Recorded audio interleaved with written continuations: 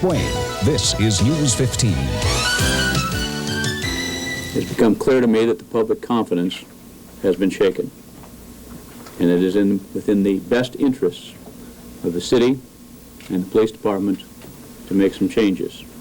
With those words, Mayor Win Moses announced today that he has accepted the resignation of the city's two top law enforcement officials.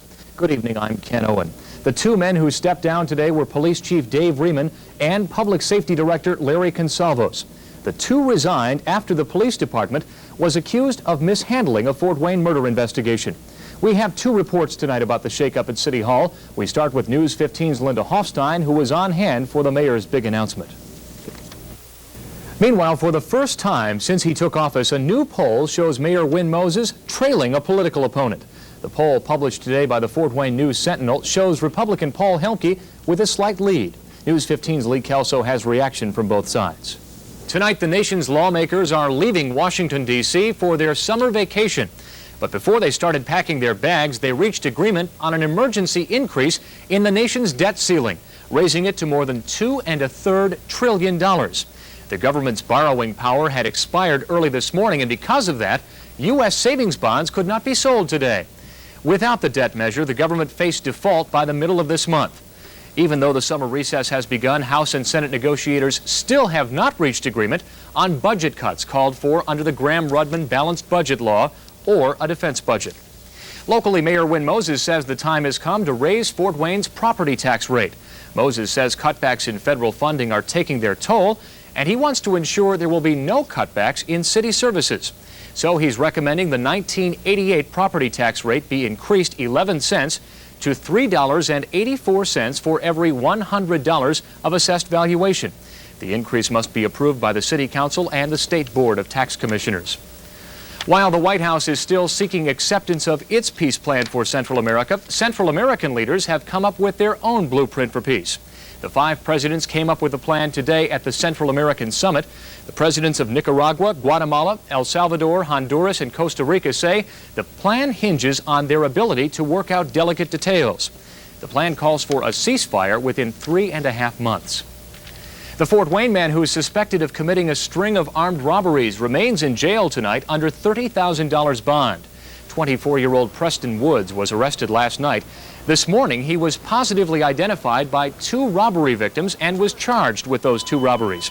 But police consider him to be a prime suspect in at least 15 other holdups over the past 3 weeks. This morning in court, a judge found probable cause to keep Woods in jail. New York City Mayor Ed Koch is recovering tonight from what doctors are calling a trivial stroke.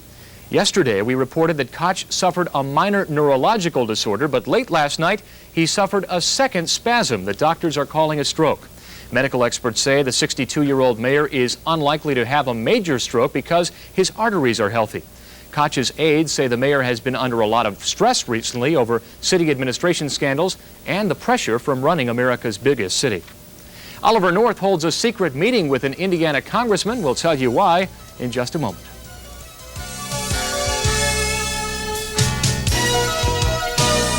That's this week on Siskel and Ebert. You're still dating? And the movies. Sunday night at 10:30 here on WANE TV.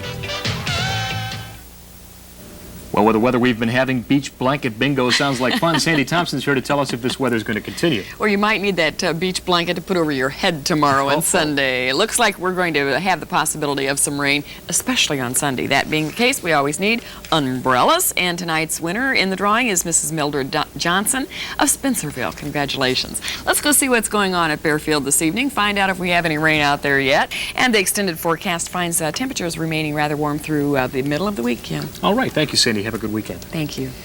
There must be hundreds of diet plans out there, but how can you tell which ones will work and which ones are full of baloney?